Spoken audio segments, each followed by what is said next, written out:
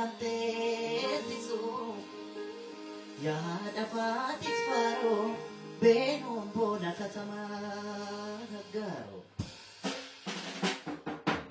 Asham yaamatat mabeen asham yaadamato asham yaanikiseen asham yaakumato asham yaanikiseen asham yaakumato asham asham asham asham asham.